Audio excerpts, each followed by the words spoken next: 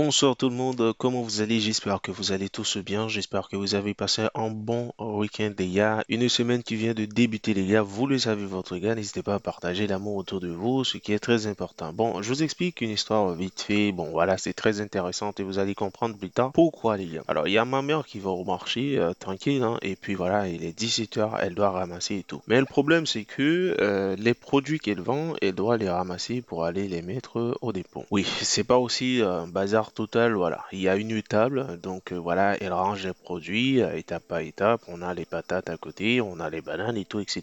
Si on regarde le client quand il arrive, il voit les choses bien tranquilles et tout, il n'y a pas de problème. Maintenant, comme je vous ai dit, vers 17 h, elle doit ramasser. Mais est-ce que vous voyez l'inconvénient? Par exemple, si elle dit, ok, bon, vas-y, je vais prendre les patates, je vais ramener au dépôt et ensuite, ainsi de suite, le va-et-vient.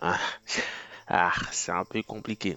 Sans oublier, on est des êtres humains, on est gravement intelligents. Donc l'idée qu'elle a eue, c'est que elle a parcouru tous les produits, elle les a mis dans un sac et ensuite elle les a ramenés au dépôt. Est-ce que vous voyez le truc? Non, je suppose que vous voyez rien du tout. Donc voilà, ne vous inquiétez pas. Alors dans cette vidéo, l'histoire que je vous ai racontée, c'est pour vous montrer vraiment ce que nous allons faire ensemble. Dans cette vidéo, je vais vous montrer comment parcourir les éléments d'un tableau. Ensuite, il est enregistré dans une base de données. Ça dépend de vous. Il y a SQLite, il y a MySQL et tant d'autres, etc. Mais pour mieux comprendre, je vous conseille d'aller regarder la vidéo précédente où je vous ai parlé un peu de JDBC. Oui, le mignon JDBC, les gars, ouais. Je vous ai parlé aussi de prepare statement, tout ça, etc., etc. C'est très intéressant. Générique.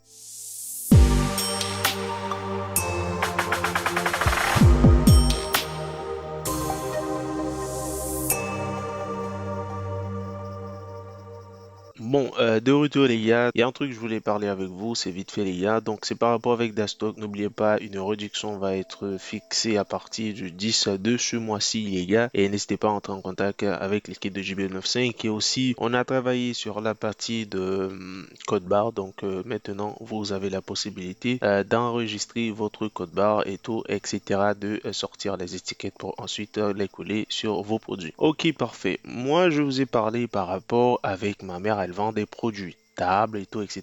Dites-vous, la table que voilà, nous venons de parler, on va le représenter sous forme d'un tableau. Ok, le tableau, vous allez voir que voilà, ici il y a des colonnes, des lignes, etc. Ok, on va dire ok, chaque colonne, on va dire soit ID de colonne, nom, produit, prix, achat, etc. Dans cette vidéo, on va pas rentrer, c'est-à-dire de programmer, hein, voilà, comme on a l'habitude de faire, mais plutôt une explication afin que vous compreniez comment ça se passe, ok? Et ensuite, je verrai que, voilà, par la suite, est-ce que ces genres de vidéos vous kiffez, hein, voilà, si je dois en refaire, je vais faire, donc sinon, je passe à autre chose, ok? Parfait. Maintenant, comment on va faire JBL95? Justement, on va utiliser le langage Java, si vous savez qu'est-ce que c'est, hein. Donc, peut-être parmi d'entre vous, vous allez tomber pour la première fois sur cette chaîne ou bien sur cette vidéo qui en parle. Mais Java, c'est un langage de programmation comme un langage être humain, donc le français et d'autres, etc. Donc, pour nous, c'est un langage de programmation. On va utiliser NetBeans comme IDE, vous pouvez utiliser. Mais par contre, dans cette vidéo, il n'y a pas vraiment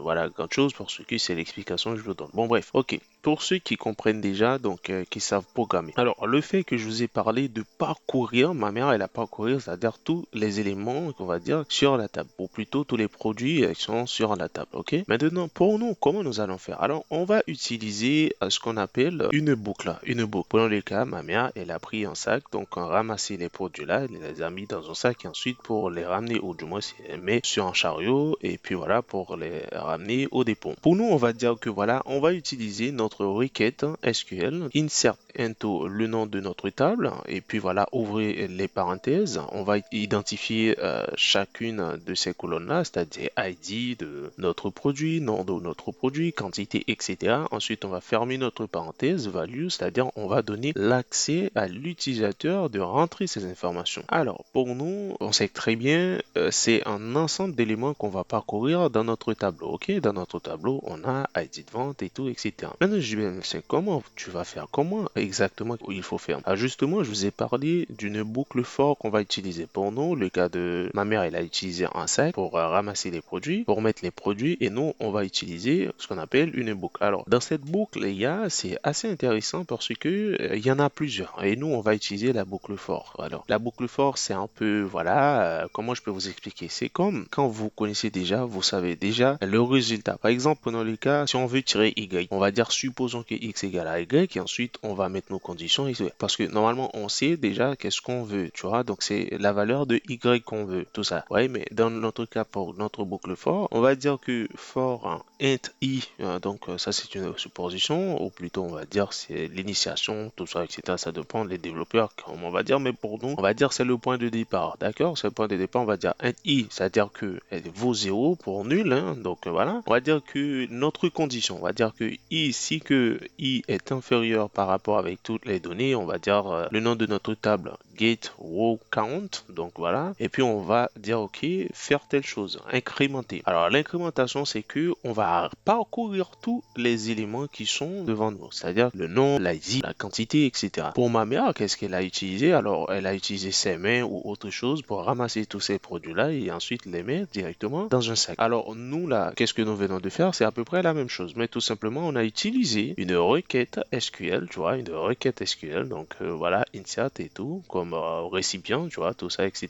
Et puis on les a mis dans le sac, donc for et tout, etc. Et par la suite, qu'est-ce que nous allons faire? Nous allons dire ok, SQL, donc update cette requête. Est-ce que vous comprenez? Alors, ces genres de vidéos, je les fais, c'est juste pour voir est-ce que vous aimez. Donc, il y a énormément de trucs, j'essaye sur la chaîne et tout, etc. pour savoir est-ce que vous kiffez. Et ensuite, par la suite, je vais voir. N'hésitez pas si vous aimez donc ces genres de vidéos dans les commentaires, d'en m'en parler. Et puis voilà, par la suite, sinon, je vais ramener d'autres choses et tout, petit à petit. Donc voilà les gars. Donc n'hésitez pas les gars, partagez l'amour autour de vous et faites très attention. Ne vous inquiétez pas, il y a énormément de choses, je travaille. Donc, mais je peux pas vous lâcher comme ça et tout, voilà, et tout, voilà. Donc, on se dit à la prochaine pour d'autres vidéos. Ciao, ciao. C'était votre gars JB95. Ciao, ciao.